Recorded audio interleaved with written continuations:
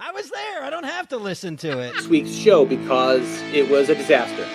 When you live in a beach resort, it's easy to forget whether you are playing or working. On each week's show, we settle in with a cocktail and try to figure out if there is a difference. This is Day Drinking on Delmarva. I was like, hey, you want to do this live? And I'm like, sure. I am Todd from GoodCleanFunLife.com. And I am Tony Russo, no relation, and you're listening to Day Drinking on Delmarva, a podcast about life and culture on the Delmarva Peninsula. I'm going to stop saying Tony Russo, no relation, and find something else to say. Nobody remembers what that is about anymore? Yep. Nobody remembers what it is, and I don't have the no relation blog anymore. So for now, I'm author Tony Russo. I'm going to try to do the author thing a little bit more. That's good. So when I start selling my book really hard, it won't be a shock. Anyway, I'm sorry. We're coming to you. I'm sorry. I was speaking with Canadians all day yesterday, but we'll get to that in a second.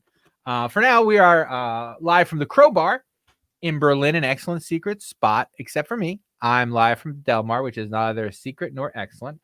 And we've got a ton of stuff to get to today. We're going to go through one cool thing, which is one cool thing that's happened to us each week. I was thinking of starting to send out a new newsletter with the one cool thing on it. If you're interested in that, please let me know. And if you're not interested, then just don't check your email box. But you can. We're going to send it anyway. We're going to send it, and that's just the beginning of the kind of things we're going to get into today. But before we do, we'd like to thank our sponsors. Each week, we're sponsored by the drink that we are drinking. If you want to sponsor us, then you can send us a drink. Wow, that's not calendar correct. What are you drinking, Todd? Oh, I'm drinking Dogfish Head Slightly Mighty, which is a nice summertime low-cal IPA. It's still good for like we talked about last week. It's medicine. It's aspirin while you're doing work, as I'm doing out here at the wood parlor. Liquid aspirin. I am drinking. So first of all, I poured tea, which was the plan. Yeah. And I'm going to drink this tea right now. Sure. Because I hurt my throat from all the talking I did yesterday and the day before. And I wasn't going to have a drink because I wanted to have I didn't want to make a drink. Right. And then I had a fight with Verizon on the internet, and I said, you know what? I'm gonna have a little whiskey so I don't just to take a little bit of the edge off. That's why we do the podcast, is just to take a little bit of the edge off. I hate Verizon because it makes me mean to wage slaves who are like locked in their homes, like having to respond to every vile tweet against a vile company. Right. And I abuse them, and I on some level I feel like I shouldn't, right, because it's not right.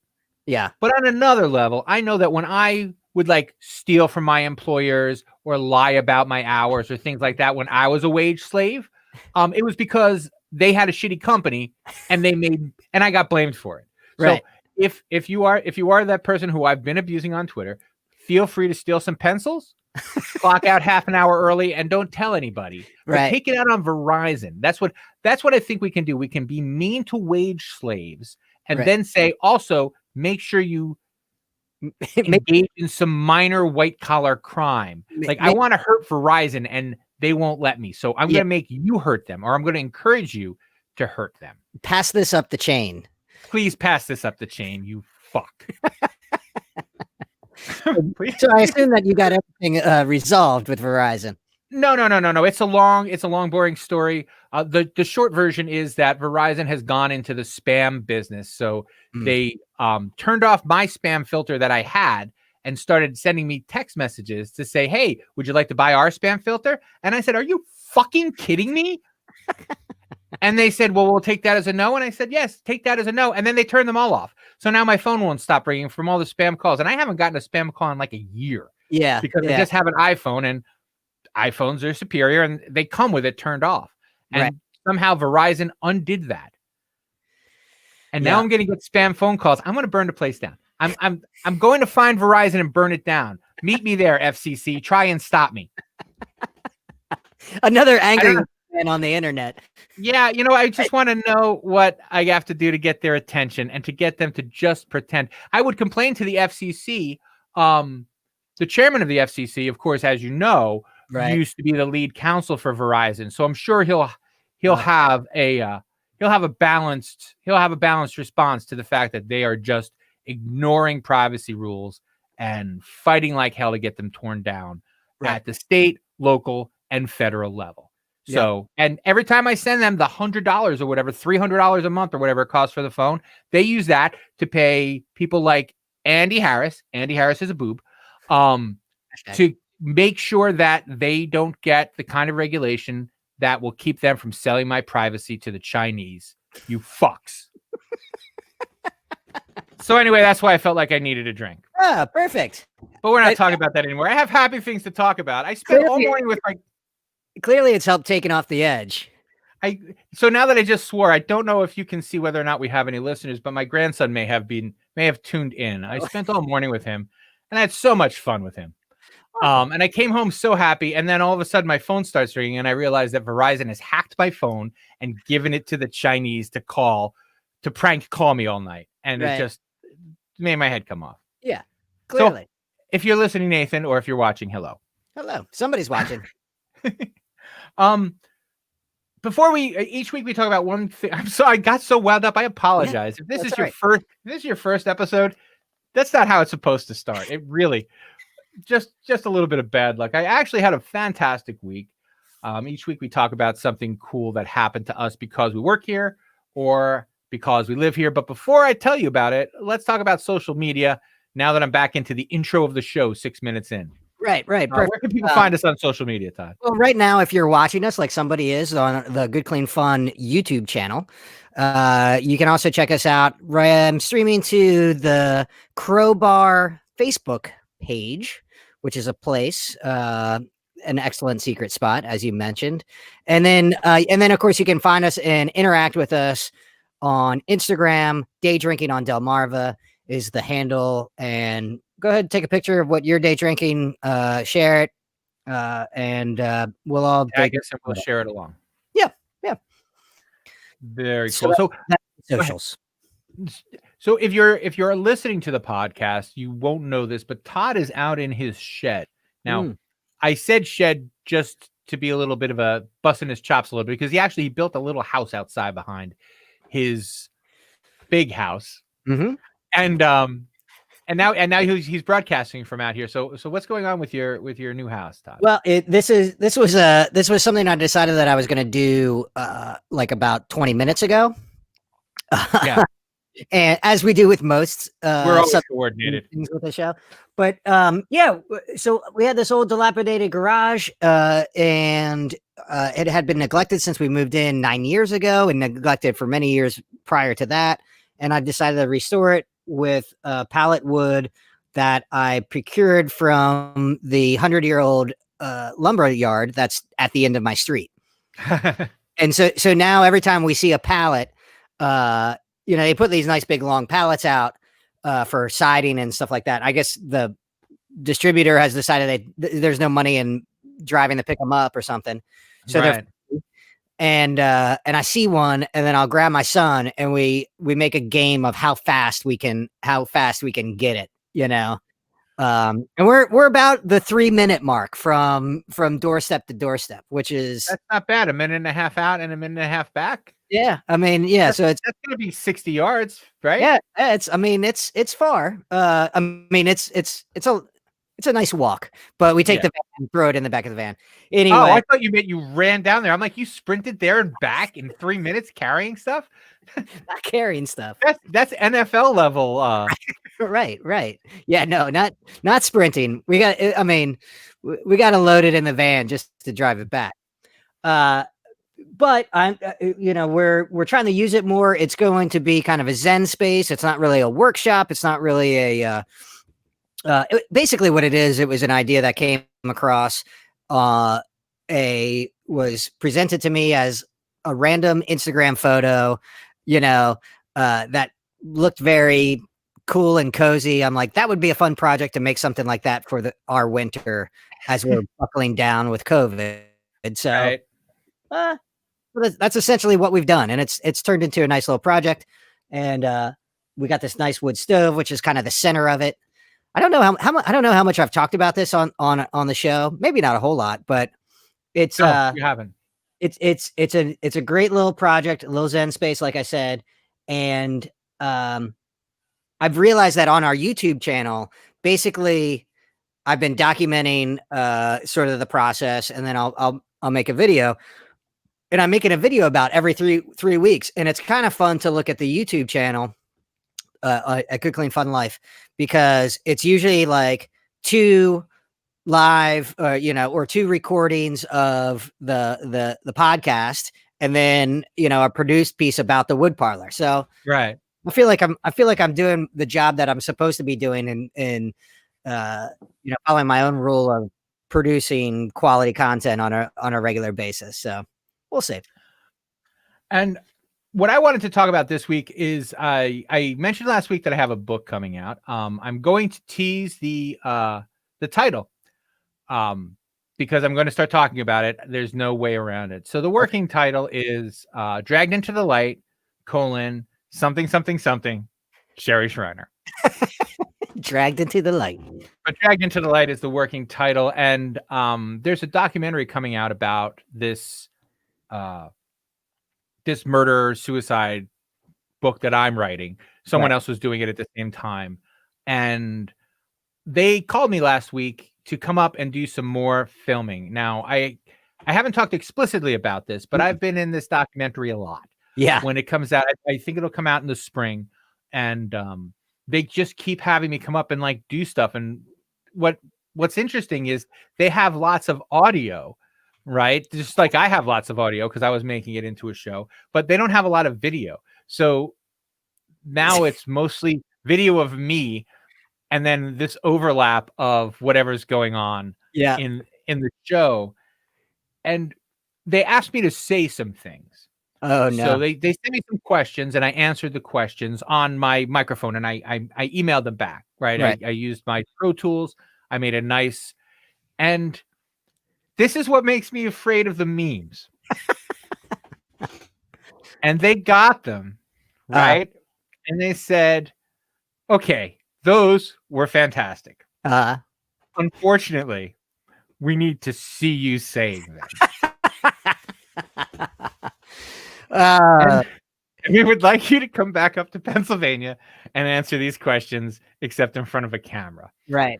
And so I haven't, So I'm just back from that. I got to go out to the Poconos to Toby Hanna.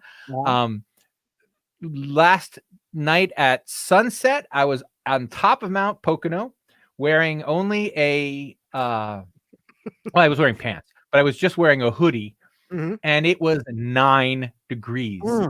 And I was contemplating the sunset over the Purple Mountains majesty while it went down. Wow. And just panning my head back and forth. Like, this is, because you know how I like to get out and look at the mountains and think for a while before I get back to writing. I mean, don't all writers do that?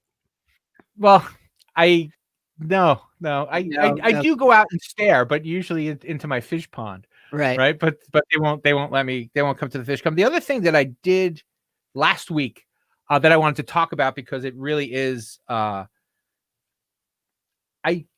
wife came in and she said, your office looks like you're making a movie about someone who's writing a book. Like I'm pretending to write a book. Like there's just manuscript shit all over the place.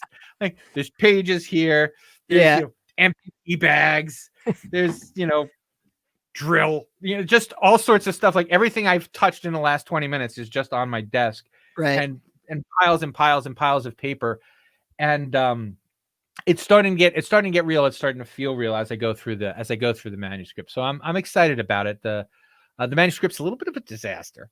I'm not going to lie, but our friend Stephanie was kind enough to take a look at it for me and to make some suggestions. I have a couple of friends and 2 family members who are also my friends looking at the book, and the problem for me was I had been with the story too long. Yeah. And I don't even know what makes sense anymore. Like, how much do you need to know about the history of Oregon to understand what goes on in the book? Right. And,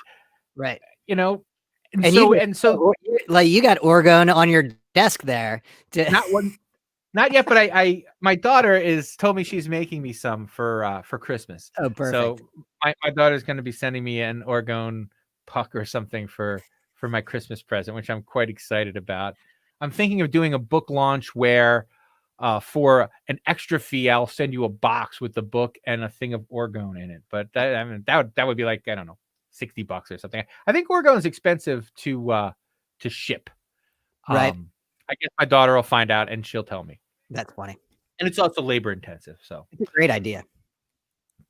Yeah, the Oregon book. But what was really interesting was how much, if you've listened to this show for a long time, when you watch, and you're kind enough to watch the documentary, what you're going to see is that everything I've said here, I've condensed into something that makes a little bit more sense and said it there.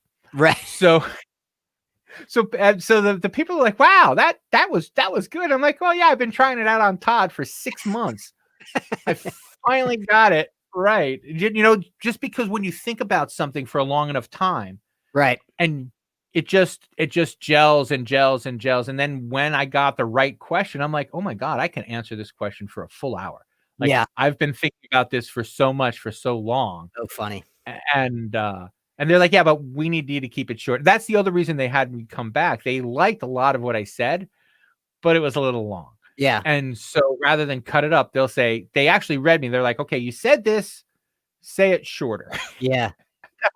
that was pretty much my only direction. That's great though. Like, I'd love to be able to work on a project where there's enough time and or money to be able to do that. I mean, because my style of creating videos, either internal or whatever, is interviewing people. Is like, okay, just talk, and I'll pick and choose and make it look good. And it, because you always want to have a script, and I'm like, no, you're much better at just talking about something that on your own, like you normally would.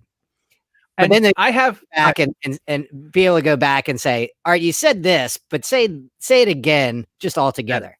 Right. Yes. So one of the things that if you're an aspiring filmmaker, if one is an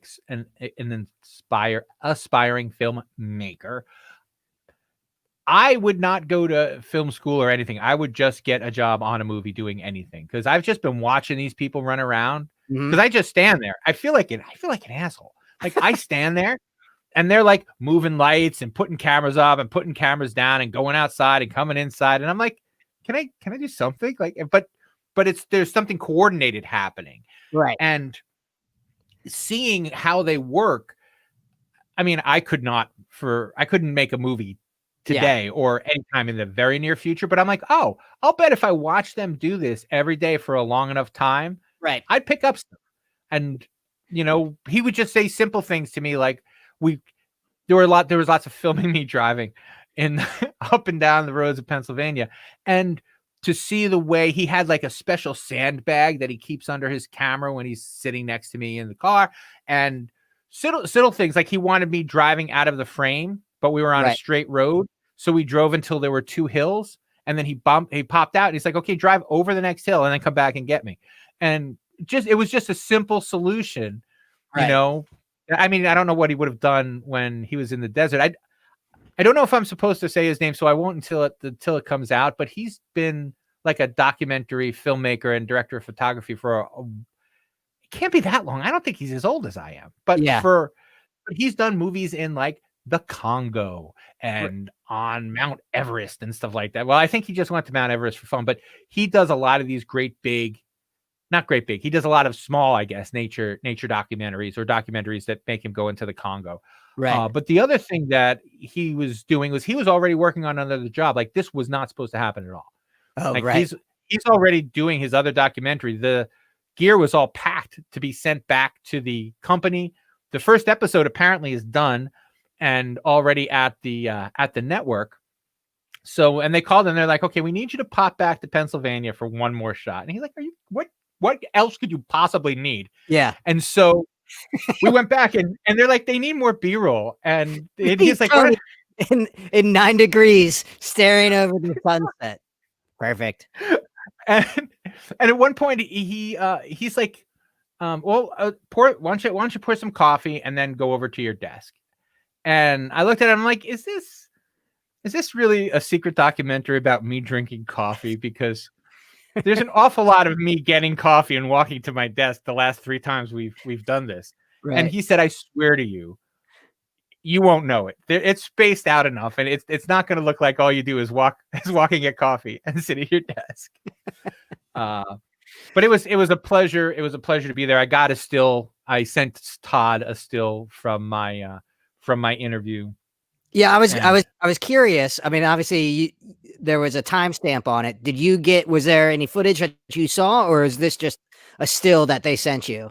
Yeah, they just sent me a still so I knew how to wear my hair and what clothes to bring. Oh, I got you. I don't know if I'm going to get to see it before it comes out. I don't know if I want to. I don't know if I ever want to see it, honestly.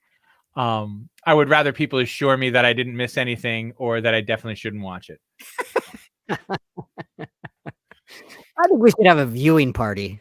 You know what? And I'm not 100% against that, but go ahead. You know, we could do a reaction video. So, you know, we'll play it and you'll watch it for the first time live, and then we'll have a little square cut for you in the corner and just, you know, tracking your face and what's going on. Yeah, I don't love that idea at all. And also, I think it's 6 episodes. It might be 5 or 6 hours. Wow. Yeah, it's a lot of Tony. It's an awful lot. It's more Tony Russo than anybody needs. I don't know that anybody who's listening to the show for a little while knows how excited I am for this. I mean, I do think it's a big deal. I mean, I don't know that big deal. It's a good story. It's an interesting story. I've had a little bit of insight into it. I think your telling of it, from what I've heard, is really, really interesting. And I mean, in my humble opinion, it has the potential of being, you know, somewhere between, the next Serial podcast and the Tiger King. You know, it's really like right in there. Just interesting enough, but just crazy enough. And I don't know, maybe you're the perfect face to go in between this. I hope to Christ that's not the case. Only because there's not like a career in it. It's not like this is my big chance as a talking head. Like, I don't want to be in the talking head business. It's not like I was paid to do this. Although they did compensate me for my time. But I mean, this wasn't my job. This was right. And B, I'm promoting a book that's not even written yet. Like, so I'm like, buy this book, and I'm like, I'm on page. I'll tell you right now. Spoilers. Page 27. Out of 246, just for context. So only 219 more pages to go, and I'll be done with my second draft. It doesn't have to be out till January though, so don't worry about it. Plenty of time. Yeah, it's crazy. I feel like you should be out here in the the woodshed. That would tip it off. Yeah. That would absolutely tip it off. And that was actually this kind of a running joke between the director guy and I, because we were talking about what my house looks like in the show, because my house is like 3 or 4 different places. Oh, right. And I'm up in my Pennsylvania writing retreat. I just like to, and they sent him a text message last night, like I was packed up and ready to go. And they're like, we need one more place. We need one more setting. And he looks around the house and he's like, there's a couch. And one of the woman who was acting, I think she was a friend of his who was helping him out, honestly, acting as production assistant, said, oh, there's a chair there. And there's this low chair. And I'm like, I will look like a bullfrog if you sit me in that chair. This is Bullfrog Tony talking about the kookiness. Oh, man.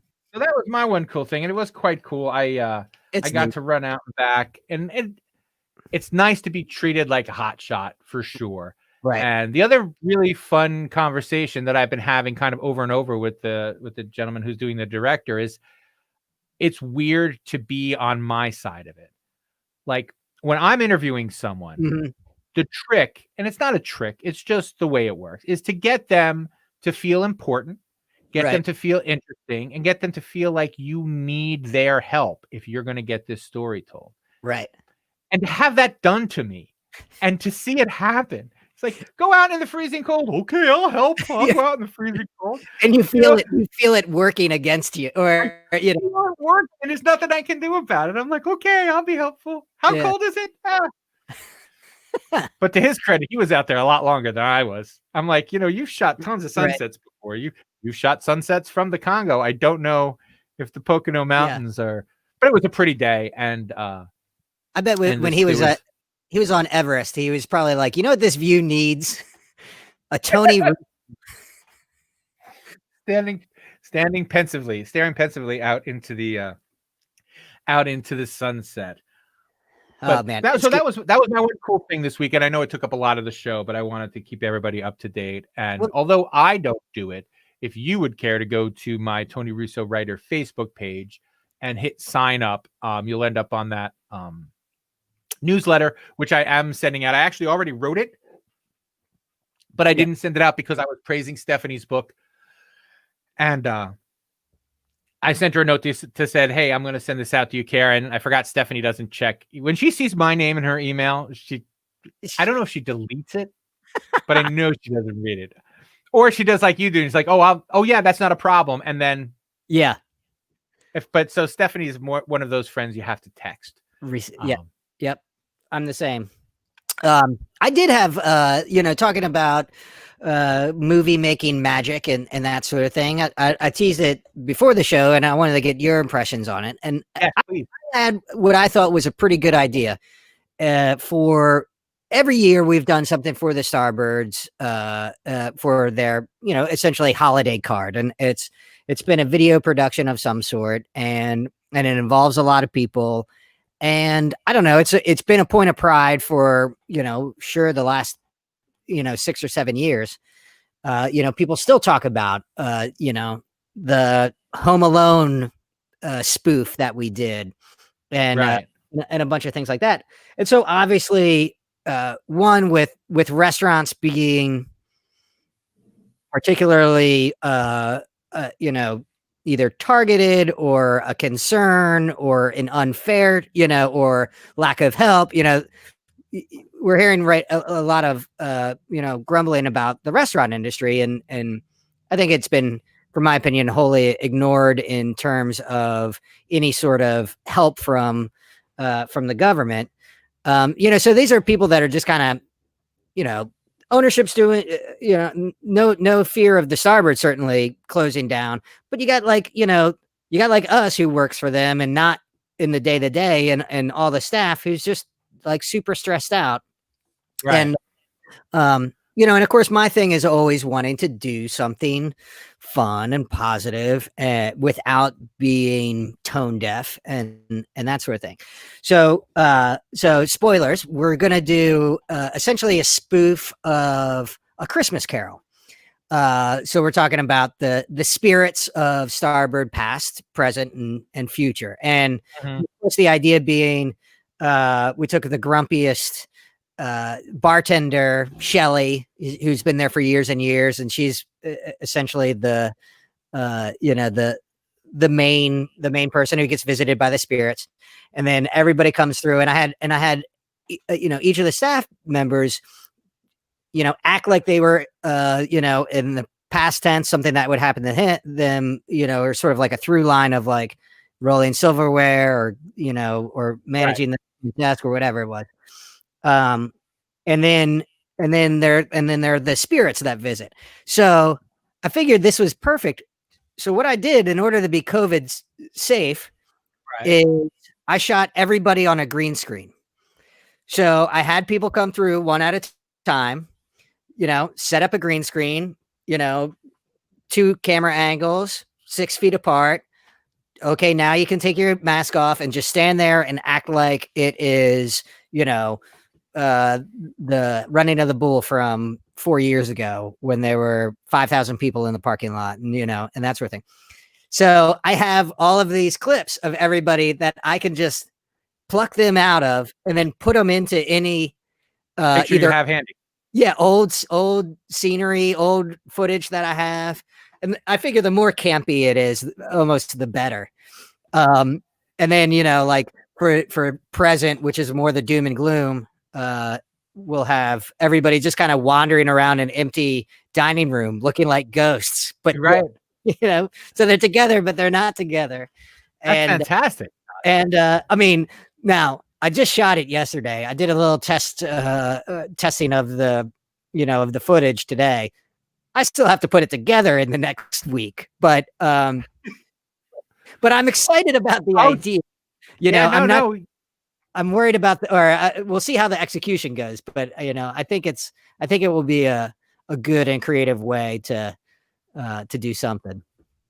Yes, and one of the things that you may want to consider is only because you do these also so very well, but maybe do a couple of outtake with nothing behind them and just people being like silly in front of the green screen and not, like show the green screen as part of the outtakes, Oh, for sure. And I've already so I also shot everybody vertical, so I have their entire body. Oh, that's great. And so you can pull them in and out too. Yeah. So and then I can push it. But last year they got a huge 8-foot tall television screen. Mm-hmm.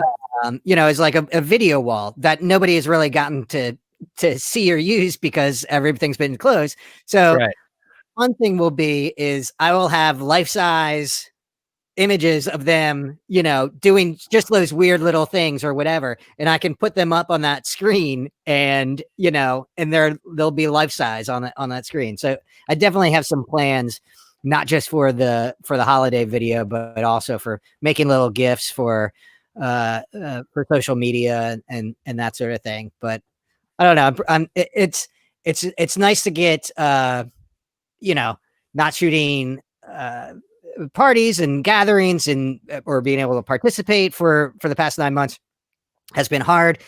And it's nice to be excited about something that I think was really fun. People enjoyed doing, but also, was in the realm where nobody's going to be calling us out for stupid or anything.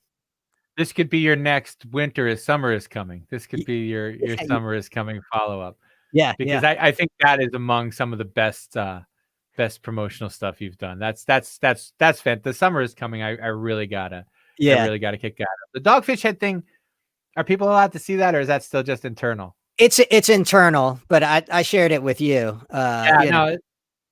Great stuff. It's just it's funny. Like, now I'm gonna make fun of you, and I hope I hurt your feelings. Like, you don't read, so you don't know whether really or not I can do what I say I do.